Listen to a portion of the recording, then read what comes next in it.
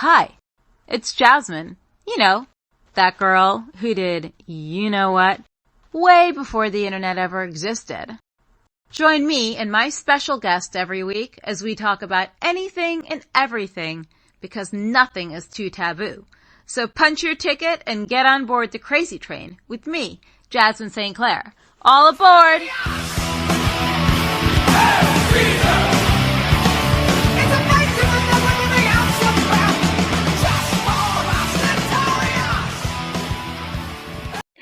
Welcome to this week's episode of Crazy Train with Jasmine St. Clair.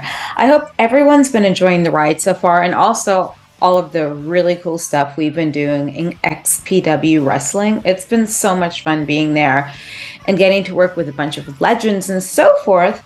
So speaking of legends, it's always wonderful to reconnect with a lot of my old ECW coworkers. And I can't wait for this one. I'm not even going to talk about it anymore. Let's just welcome RVD. So thanks so much for joining me today. It's been a minute or two or like 50 and so forth. What was it, like Australia was the last time I think we saw each other? I remember last time I remember seeing you, I was with Harry Slash. It was in some diner in New York. Yeah, I think that was since Australia. I don't know, but I didn't realize that he knew you, but he was, you remember that, right? I was at the King Neptune Diner or somewhere that Harry always takes me, one of those things. Yeah, because that's like the best food ever is New York City diner food, which I can't wait to have again. So what have you been up to? I just saw that you were at Exotica. What was that like for you? I mean, I have not been to Exotica in over like 10 years. What was it like going to one of those or like signing there? Well, so this was actually our second, meaning my wife and I, Katie Yes. Forbes. And we got into it through the promoter, Dan. He just started doing 420 expos. So it's the same guy. So he's got like 4 of these Exotica expos a year that are very successful, and now he wants to add a couple of 420 expos to it. So we're in it right now for the long run, as long as we don't have an opposing schedule, and I keep really busy traveling anyway. So that's always possible, but otherwise, we're looking at his schedule and seeing which days we can make, and it was cool. I'm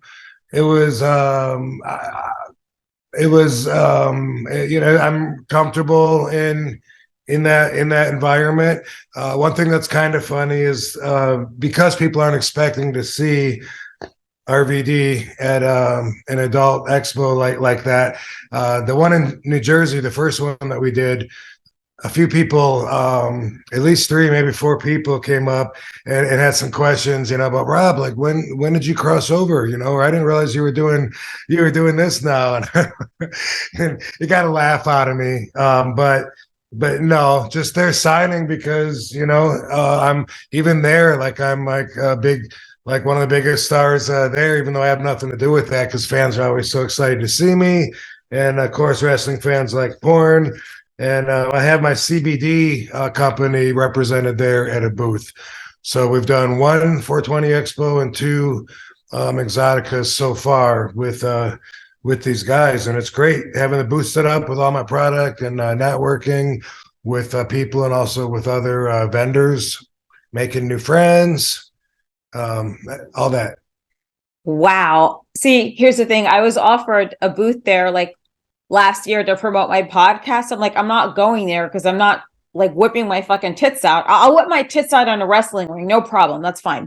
But I'm not going to do it in person for people to start like taking photos with me or something. So I have like, I don't know how you do it. Well, they're probably not asking you to take your top off and grab you and shit. So, okay. It's probably different.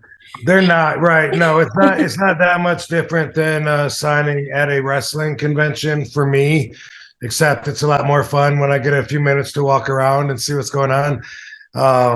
But Katie gets a little bit of that harassment, for lack of a better word. She says, as soon as I walk off, if we're both at the booth, then people start asking if they can touch her and stuff, which, there is some touching that goes on at those, but it's obviously it's up to the models and their own their own policies, but there's some pretty friendly, grabby lap dances going on in some of the areas on the floor. Yeah, that's exactly what I mean. I wonder what it's like because I know some girls like mount the guys and they're like jumping on them. What's it like to be that last guy that gets, or the guy that gets like the end of that whole thing? You know, not that I want to know, but that's quite all right. I think it's interesting that you are there. We also had the same agent a few years ago when I started acting again. What was his name? It was oh geez, it was a Daniel Huff, Kevin Turner. Okay, yeah, Yeah. okay. Are you still acting at all?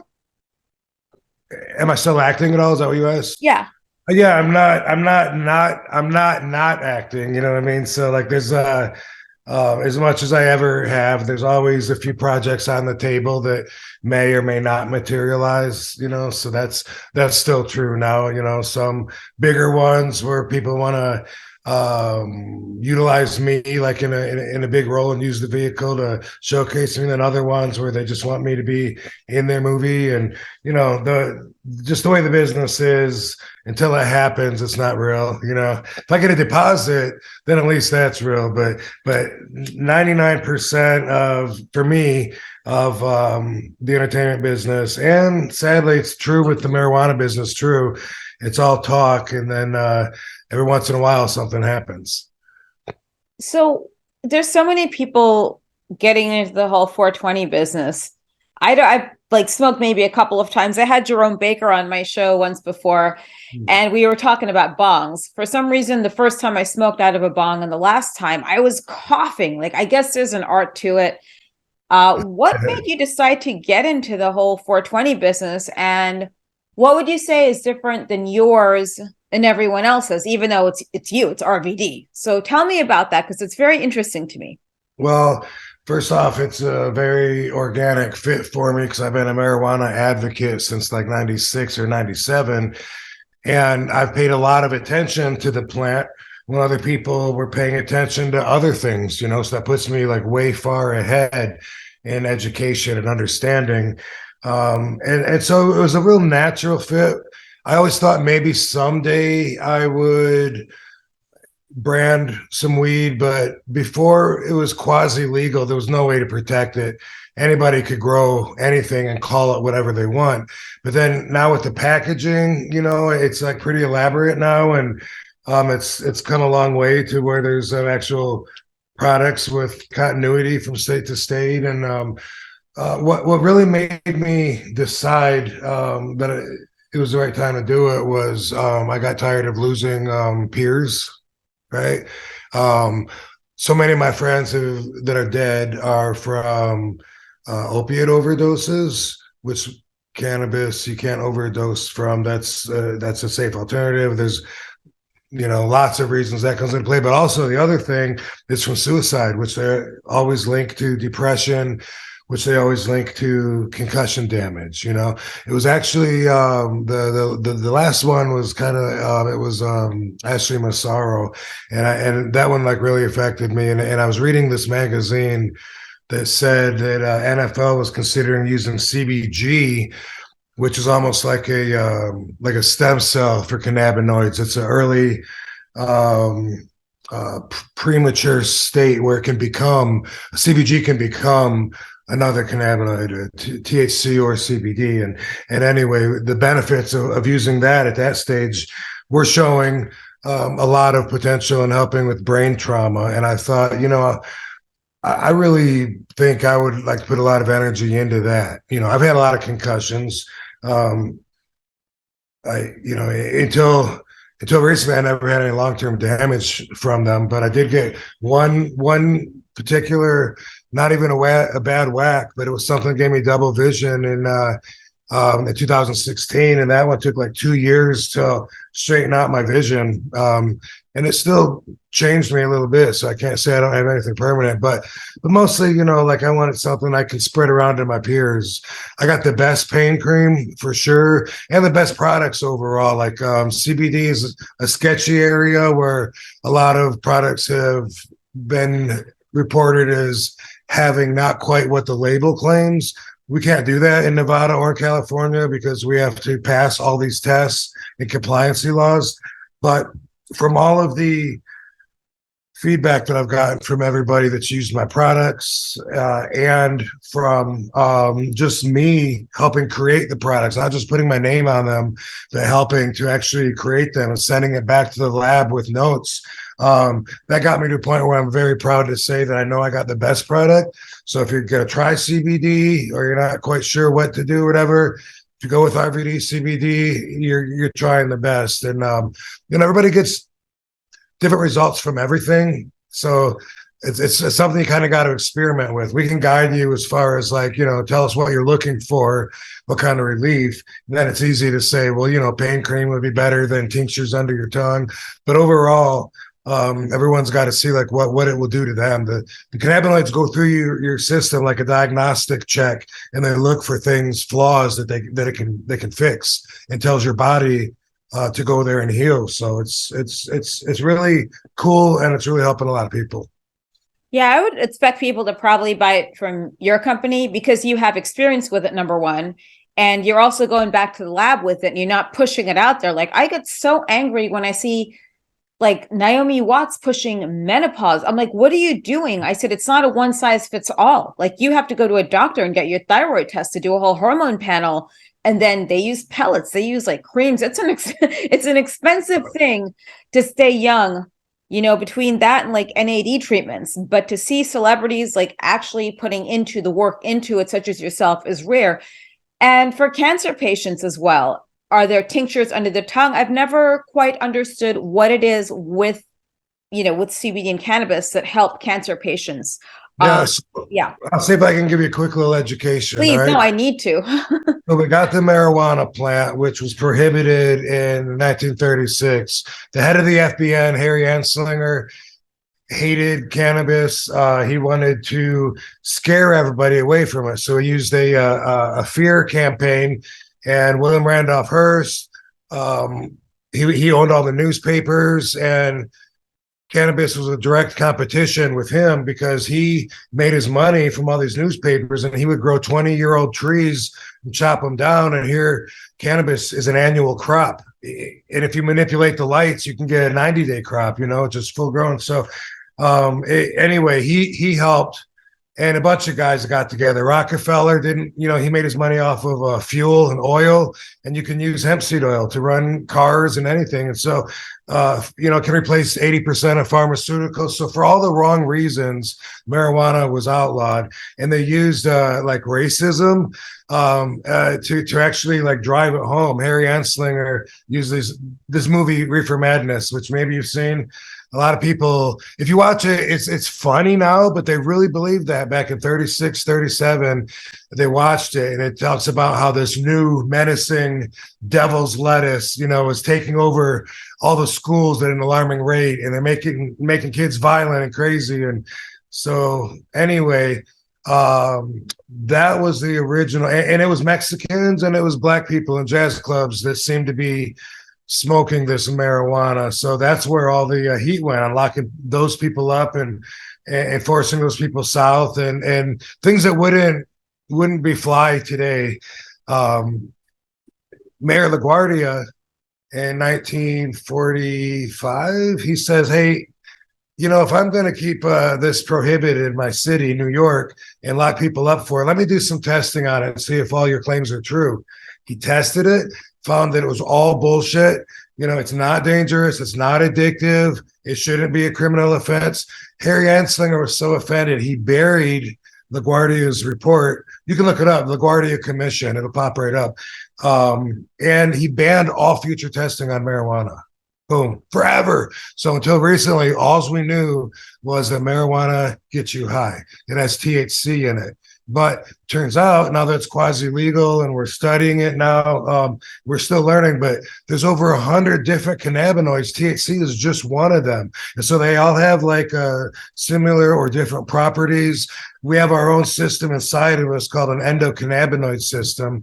And the cannabinoids, they latch onto our receptors, and they mimic what our own body does anyway, because our body sends these little endocannabinoids to do this. So that's how it tells you to heal It looks for inflammation, but I mean it regulates bone density. There's so much amazing stuff. It's in charge of almost everything. So as we experiment more with it and we separate the 100 and some cannabinoids and we combine them in the right ways, and you got, CBN helps you sleep more, combine that with some, THC1 or whatever. That's where the science is going. It has been for a while in California, at least 8, maybe 10 years. They've always been ahead. But that's so the difference. CBD is another cannabinoid from the plant. It does almost everything THC does except get you high. Huh. And so now when they grow it, they don't just grow a marijuana plant, take off the THC, take off the CBD, because now you grow the plant dominant in the respect that you want it. So if you're growing for CBD, you don't even need the THC. You can get it from hemp. You grow plants that's strongest in CBD and or in THC if that's what you're doing, or CBG or whatever. So you grow particularly for what you're looking for. And we have a long way to go, but like I said, I'm years ahead of everybody else studying it and understanding it. And it's great. Like you mentioned cancer. I had my evil ex had stage 3 cancer, and I was at City of Hope at a nutrition meeting with her and with a whole bunch of old people and cancer patients. And I was there to learn, it was a dietary nutrition thing. And this little old lady raises her hand and she asked the person that was giving the meeting, what can I do to stimulate my appetite? I can't eat, I'm weak. I try to eat, I just get sick, and I just want to sleep all the time and I'm just uncomfortable. What can I do? And I was so offended to hear the lady say, well, just keep trying hard. And there's little tricks you can do, like powdered milk will add some calories sometimes if you sprinkle that. And I said, hey, what about medical marijuana? And then she said, oh, good. Medical marijuana. Now that you mentioned it, I can talk about it. I'm not allowed to talk about it.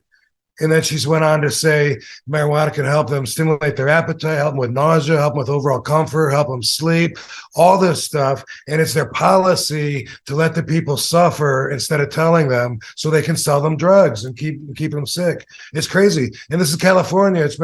Medical marijuana has been legal since 1996 in California, and you can literally get it right down the street from the City of Hope. And it's their policy to keep your mouth zipped, and don't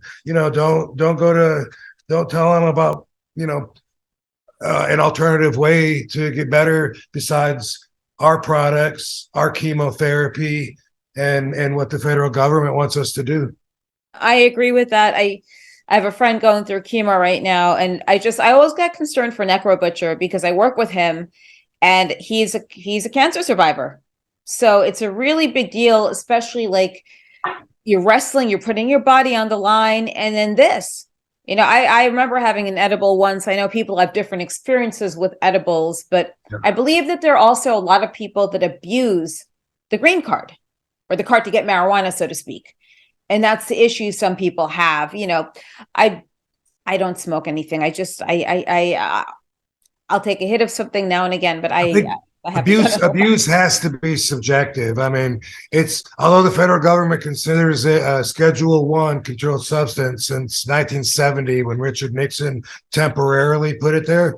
The federal guideline says it's got zero medicinal value, but we have like 38 states that have legalized it. And even the whole time that the Fed said it's got zero medicinal value, they had a pill called Marinol that was 100% THC that they would give to people that are wasting away. So it was, hypocritical from the start. But when it comes to abusing it, I mean, if it's interfering with your life and you can't stop, then maybe, you gotta, I always think it's about priorities, definitely more than addiction when it's coming to cannabis and with things in life overall. Katie will be quick to claim like, oh, he's addicted to sex, he can't stay faithful to his wife. And I'm like, or maybe that's his priorities, maybe that's the life that he wants, is to be a rock star on the road and whatever. But I don't use the word addiction, any words loosely because they'll have specific meaning, but I think if I was going to have to define abuse with cannabis, maybe like underage use, I didn't smoke it till I was 21 myself, and I never have encouraged kids to smoke or drink or fuck or do anything adults do. Your kids, your kids. Certain things are for kids. I don't think kids should run the country, sit in government positions. I There's all agree. kinds of things where I draw the line. Yeah. Yeah, I mean, 16 years old voting, same thing, kind of. But then again, there are a lot of people over 21 that act like kids these days. Wrestling. Do you think that's something you'd go back to? I mean, what are your thoughts on it nowadays? There are girls doing like death matches. It's like a whole Yeah. other world now. Yeah. Well, personally, I'm not happy with the changes because overall it's gotten away from the fundamentals that I believe in. So that's not enjoyable for me, and I can explain it easy enough by saying when I got broken, the number one rule was to protect the business, and now it's not even hardly a factor, to protect it. Like that meant if setting up the spot exposes it, it's not worth it. Throw it out. You can't do it. That's definitely not in play anymore. But overall, though, I mean, the athletes are better than they've ever been, though, and everyone's out there doing springboard, shooting star, double presses to the floor. I don't even know how they're going to stand out, and people remember them as much because it has become the style so much, But I still wrestle. I wrestle about once a month. My last match was October 30th. This weekend, I'm wrestling in Philadelphia at the ECW Arena. It's a reunion show for ECW. I'm wrestling Rhino, and I will be inducted into the ECW Hall of Fame. Jerry Lane will be there to induct me. And I'm going to be seeing a lot of old, familiar, friendly faces. So, but I can tell you this: I would never go back to what was full time for me, which was like 5 days a week, every week. But I don't know if anyone's going to go back to that after the pandemic, So I don't know, but I'm happy, like so happy right now. I'm at my happiest, and so I wouldn't want to change anything. Being on my own terms means that one match can mean just as much in the important ways, if you know what I mean, in the bank, as much as like 20-25 matches working my ass off a month somewhere else. Um, so I don't know. I might pop up here and there. I wrestled in Japan twice this year, in Canada a couple times, and Ireland, and that usually those are the kind of shows that can afford me. I'm not priced to go out every weekend and work at every little rinky-dink show because I don't want that. Yeah, I totally get that. There are a lot of people doing that and doing way more than what they could be doing in a way. But do you watch any specific promotion? Like, what are your thoughts on, let's say, the AEWs that are out there, Total Nonstop Action? I don't watch anything specific, but every once in a while I catch a match or two. And I think kind of like just what I said, I can't watch it without critiquing it. Like I can't help without going, why did that guy move out of the corner so early and make the other guy look like an asshole? He still ran all the way and jumped, even though the guy wasn't even there. They're more worried about being in position and spot, like they're dancing instead of fighting, and it's just so different than my own beliefs that when I watch it, the inconsistencies, kind of drive me nuts. And so it's not as enjoyable. It's more, but a lot of times I'll try to point things out to Katie, and say, like they could have done more of this or that, or did you see this? I'll rewind it, watch this, boom, boom, boom. And so that's useful. And a lot of people tell me that, oh, wrestling isn't like what it used to be, and they had all the big stars and blah, blah, blah. But either way, fans are still out there buying tickets, so it must not be doing too bad. Yeah, That's what I always think. they're buying tickets, they're buying merchandise. Um, They're not playing so much into the whole cancel culture. I feel like cancel culture comes from, I don't know, other places, so to speak, such as mass media. in a way, and like people that just really like from the locker room. And I don't know, like I feel as though cancel culture has somehow affected wrestling in some ways, you know, especially like with the bigger the companies. Do you think cancel culture has affected? I mean, I don't think we could get away now with the stuff we were doing back in ECW. No, of course not. And here's how I see it. And I've said this before. It used to be a closed door secret society, and it was the good old boys, and they could do whatever they wanted. You know, they could be racial, homophobic, beat the shit out of young recruits to initiate them, and they did all of that. And now, because of the cancel culture and because of just the way that society has moved, it's now becoming a work friendly environment. And that was something that was never meant to be originally. So it's changing everything. You know, it's not going to be too long till someone's going to be suing for assault when they get hit, you know, in the ring or something. And I remember one thing happened in media like forever ago. Somebody was suing. I can't remember what the story was to that, but that could become more common because of what you said. The whole way the business is run is not by legal standards. They've always tried to make it union friendly so they can set standards and make us employees and stuff like that. That's because there's such a big lack of control for our parts. But you know, I love being an independent contractor, so I've always taken that position on the conversation. I love being an independent contractor. If I agree to everything on the agreement, then I agreed to it, and that's on me. Yeah, I'm surprised like we haven't been canceled yet. The mega Yeah. MAGA faction. I mean, when we came up with that idea, I loved it like so much. I was like so into it and so like I've never held a Trump flag in my hand until last weekend. But the thing is, it's weird because you think people are just going to hate so much. And there's that small fraction of people that want to throw shit at you, but it just unreal, like how it just goes over into this whole thing. And I'm loving it. So, but then you get some guys that do sloppy flirting, like Joey Ryan, who I'm friends with. But you know, it depends what's in a text message, and it's always like what goes out there. It's a different game now with these kids. They just call them kids. Yeah, okay. Yeah. What is the name of your company again? Because I'm probably going to look into it just for myself because I look into skin things all the time. Are you going to do skin products? You have stuff for skin? Well, we have plans, but they're nowhere near materialized. Katie might do a whole skincare line with CBD, and that's where that would be. But honestly, since you brought it up, we gotta move that back towards the front of the burner on our table here because that would be cool.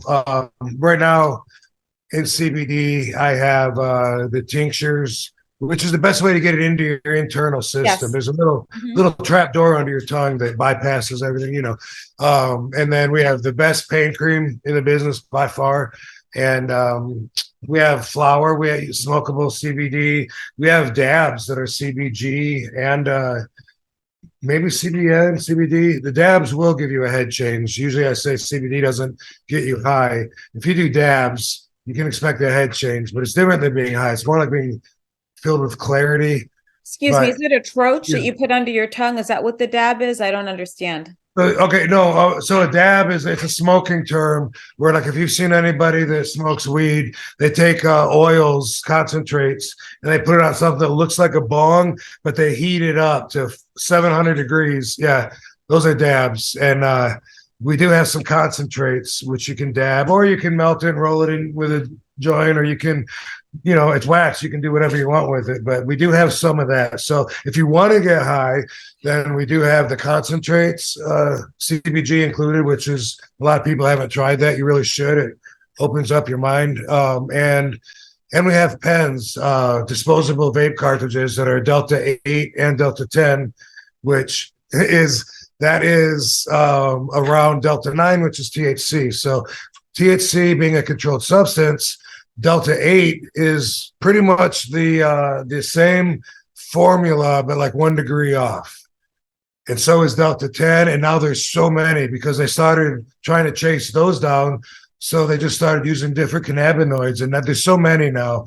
There's THC 0, THC 1, Delta 11. But anyway, we have some of that in a vape pen. If you want to smoke to get the head lift and relieve your stress that way. Otherwise, like yeah, tinctures, pain cream with the CBD, Important. gummies. People love the gummies, and we have gummies of different strengths and different sizes.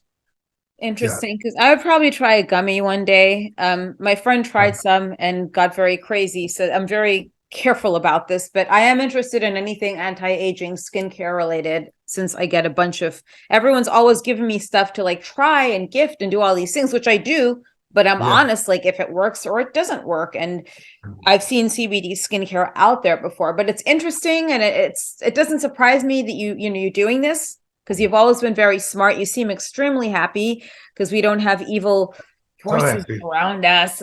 And you see, I mean, I've heard about only amazing things about Katie, who I hope to get on here one day because she seems awesome, She's so and awesome. so forth. Yeah, I yeah, want she's to meet her. amazing. She is amazing. We just had our 1 year anniversary last week or a couple weeks ago, I guess now. Time goes by so quick. But we've been together almost 7 years now. Crazy. But No we 7 year have itch. you can keep up with us on my YouTube page. Yes, let me have All that. my all my social media is the real RVD. So that's Twitter, Instagram, Facebook, and YouTube. And I make videos and edit them together and post them on my YouTube page so people can keep up with me. Like the Exotica Expo you were just asking about, you can go to my YouTube page and you can see us there, and it feels like you're there with us. So that's fun. I did. What's your handle on YouTube? Sorry, what's the channel? It's the real RVD. Okay. Yeah, I need to get more subscribers on there because I like being on there, but it's hard to stay motivated when I'm getting 4 views per video. Yeah. Yeah, we don't like that. So, I mean, I hope everyone listening, it's always more fun to watch videos from people's lives, especially. And YouTube's a much better way to go, folks, than Instagram. Instagram's great and all, but it's such a limited time and it doesn't feel as personal for some reason. So, Oh, I subscribe do. to RVD. I have something on my YouTube called RVDology, and it's What's as that? personal. It's as personal as you can get. I'm teaching my values in a way that people can understand. Hopefully, apply them, make them think about some things they might not always think about, and then I always include a story. And I must have done, I don't know, maybe like 15 of these so far, something like that. And every story so far has been something no one's ever heard. Fights that I've been in, growing up, how I learned these lessons, and it's a lot of fun to do. So that's something I'd like to get a lot more people to watch because the feedback is great. And people say, "Man, I gotta admit, Rob, you got me thinking. There are no absolutes. Sometimes there are. You got to give the circumstantial factors." And I just, I'm just so cool. I would love to help people be cool too if they're interested. That could be like a visual handbook, like a video. What are they? Vlogs, like a vlog handbook in a way, and how to be Uh, cool and how to actually do things with your life and be interesting. Because it's crazy today. I was watching a show like during the pandemic. I'm not sure what I'm like, during the pandemic. We're watching this show, okay? And what do you do in a pandemic? You watch TV, and you have two people in a room that have violent past, okay? Then you're watching this show on like the most wanted women, like felons and stuff, and like violent offenders. There's one girl on there who's born in like 89, 87. I'm like, how fucking badass or scary could she be? She's born like in the late 80s, early 90s, but then you're watching it, it's like, oh shit, she's like a terrorist, like a real terrorist. But still, it was just interesting, like watching these shows. I watched a lot of crime shows during the pandemic. What did you do during the pandemic besides get cannabis ideas? Did you use it? I watch a bit of TV. Also, we have our shows that we like. We both love watching The Young Rock, and we both watch murder shows, true crime shows.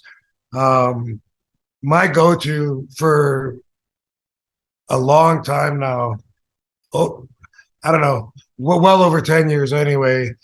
That I'm obsessed would probably be a little bit of exaggeration, but I spend a lot of time in the Mafia true crime genre, nonfiction, and it's just it's an area that I can't get enough of. When I want to not think about business or whatever, I read it on Kindle. I watch documentaries, even though I've already seen them many times. I rewatch them, and so that's something that I go to. I can't remember why I was. Oh, well, yeah, because I did a lot of that during the pandemic. But also, as far as true crime goes, two things. There's a new Unsolved Mysteries on Netflix about some people out here that I knew very well. The Crazy Horse 3 out here was run by the mob. It would be. I always wanted them to do a movie on it. It would be a sequel to Casino because it's the same guys and their brothers and their partners from Chicago running the strip club. And anyway, there's a guy that had adventures with him because his office was on the corner of their building and they feuded. And the mobster goes to jail. And a day after he gets out, Buffalo Jim is dead. It's called Death in a Hotel Room. So I was going to watch that. Godfather was one of the bouncers that worked at the bar at this exact time. He knew Buffalo Jim, like they were buddies, you know. And when I first started coming to Vegas, a different promoter had taken over, but Buffalo Jim was still around. He was giving guys rides to the airport or from the airport, Sabu and Godfather and whoever was on the card. And I knew he was around. But anyway, I've always been fascinated with the whole his murder and just the whole mob activity down there at Crazy Horse 3. Yeah. But also, how about the Teddy Hart documentary? Did you watch that? Which one? The Teddy Hart documentary. That's next. I actually have a friend that does he works at the Mob Museum in Vegas. He actually comes there. They bring him in for lectures. His name is Christian Cipollini. He wrote the Lucky Luciano book. He's a speaker on all those documentaries. He's now doing a book on El Mano Negro, who's he's in Adelanto or somewhere up there right now. And he does all these, like they bring him in as a guest, like host on the show. He's always good about finding the bodies, but they bring him in to do lectures at the Mob Museum in Vegas. I've been to a few of those lectures. I haven't seen that one though. He does a lot of them. He sticks out. He's a writer. They always wear those really crazy glasses, and he looks like I probably know his face. If he's a go-to guy in the documentaries, then for sure I know his face. Yeah. I am going to watch a Teddy Hart documentary, but I've been watching a lot of the whodunits, like Maria Marta and all of the other ones. There's a lot of shady shit that goes on in Mexico, but you also realize how sloppy these policemen are in these other cases, like even in Europe with this little kid that's missing. Like, who did it? I think the parents did it because they gave her drugs to go to sleep and they went out partying. It always gets the mind going, huh? It's all fascinating. I love that stuff. And something that I do continuing now, I started in the pandemic, I guess, is I watch First Amendment auditors on YouTube. And it's so amazing how many police don't know the law. They're just used to everyone being afraid of them. And so they just give these demands and nobody normally would give them shit. And so now everyone is learning, where the lines are drawn. And so it's the wild time to be a cop. Yeah. Are you in California? I'm in Vegas. Yeah, in California, it's the Wild West. So even if you do something here, guess what? They're not going to do anything anyway. It's a free-for-all. So it's like one of these things where it's going to go in another year determines like moving or just staying here because it's like way out there now. Yeah. That's what I understand. So why don't you give us the name of your YouTube station again and some of your favorite content on there besides their RVDology, which I encourage everyone to watch.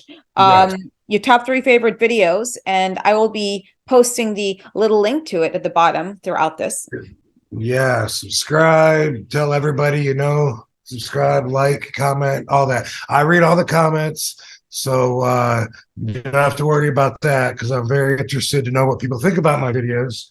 I did a video from last week. We were at WrestleCade in North Carolina. Boom, here comes the phone. I film it. I did a private signing last Sunday. I flew from the Exotica in Washington, D.C. to Long Island and then flew back. And that was online, private, but it was online. And so I bring the camera with that. So it's really a good way to keep up with me. because I am always doing something exciting, and I'm getting better at getting content. I'm not great at it. I mean, but if I get, if I get 50% of what I'm doing, then that's a lot of that's a lot of content. A lot of times I think, oh, I should have whipped my camera out because I meet people that are famous for dinner, and I forget my YouTube watchers would like to see that. I just gave Sabu a ride to DMV, and like I could have really just said, hey, here's what we're doing today, but I'm not that good yet. But if I had more followers, I'm sure I'd be more motivated. But also old shit. I've had the page for like 16 years or more, so a lot of my old videos are still on there. I suspect a lot of the subscribers might not even be around anymore. They might falsify the number that I see because I got like 20,000, and I don't know, if some of them are 16 years old, they might not even be alive anymore. But so I got my workouts on there and stuff like that from my old RVD TV stuff. Those are some pretty good recommendations.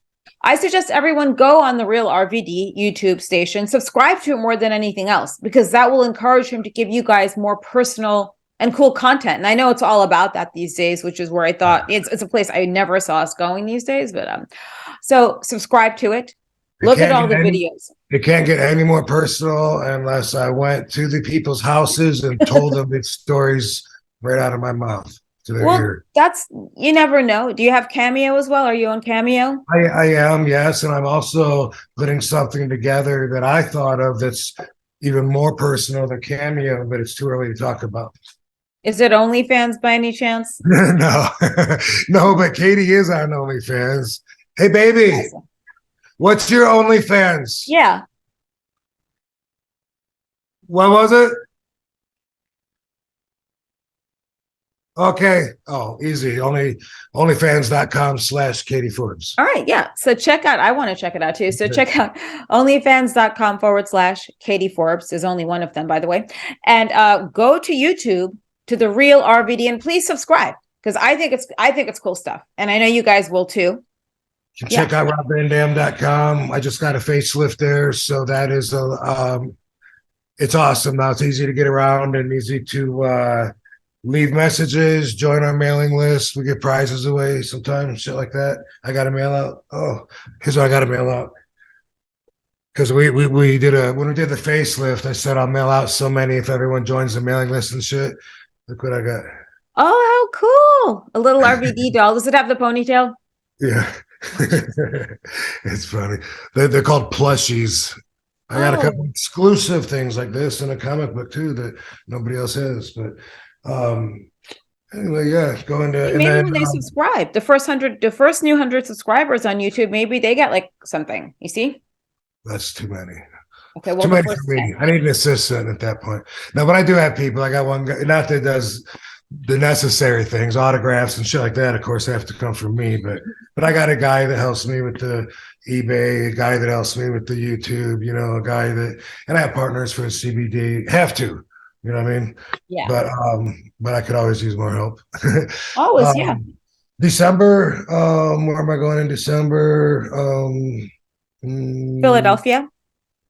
Oh yeah, it's December now. All right. I was just thinking what I got coming up. There's something in Indianapolis. I think that's April. Exotica and the 420 Expo are both coming to Chicago in April. That's where I'll be for 420 next year. And coming to Jacksonville, but that's June 10th. And then I'm going to be in Jersey on June 11th. Just random shit. You know what you do? Keep up with me at The Real RVD. That's on Twitter. I'll be posting the flyers as I get them. But robvandam.com, that's the idea, is I'll have all that shit there so you can go there and keep up with my schedule and my YouTube and everything, even interviews like this. And what kind of messages do you have for your fans today, aside from subscribe to The Real RVD on YouTube? Well, I love my fans, and I have fans for a lot of different reasons. So some fans don't really want to hear my personal opinions because sometimes it's inconsistent with theirs, but they just want to see me do a Rolling Thunder. So that's cool. You can control that. I'm a real person. I'm consistent. Although I'm always growing, I don't. I don't have any strong conflicts with things that I say along the way. I just sometimes think I could have worded it better or something like that because always learning more. I'm going to be 52 in a few days. And now being able to see the bigger picture, I think so differently about everything that I did 20 years ago, 30 years ago. So I look at young people like that, like they got so much, not that I think they're going to be as immature as I was, but that's just the position in life. And I personally wouldn't go any distance backwards, not for anything. Like my life gets better and better, and my relationship with the universe gets better, and I'm happier, and my value goes up. And it's like a lot of people wish they could go back to their high school days when they played football because they haven't done shit since then. But I got to tell you, man, even though it would bring back a lot of loved ones that have passed on and stuff, I feel like right now this is my reward for paying my dues up till now. So why the hell would I want to go back and do it again? Yeah, I agree. Like, I wouldn't want to change anything. I don't like if there's ever some kind of afterlife, like, I don't want it. Just give my life to someone else. Give my, like, if I'm going to get reincarnated, I don't want it because I'm happy with anything. I don't want to change anything or anyone I've ever encountered, no matter good or bad, because it's been amazing. And it's amazing seeing you. So thank you for joining me today. And guys, don't forget to subscribe and watch your videos on The Real RVD on YouTube. Thank you very much. Absolutely. Thank you. I hope you're enjoying the ride on Crazy Train with Jasmine St. Clair podcast. So if you are, do me a huge, huge favor. Woo! Please go ahead. Go on to Apple Podcasts or Spotify or whatever, but Apple's great. Give me a nice rating and review. Send me a screenshot, and I promise you, I will send you a special goodie bag. So please rate and review Crazy Train with Jasmine St. Clair podcast. And in exchange for that, once I see the DM with the review and your name and address, I will get those gift bags out to you. I'm not going to tell you what's in it.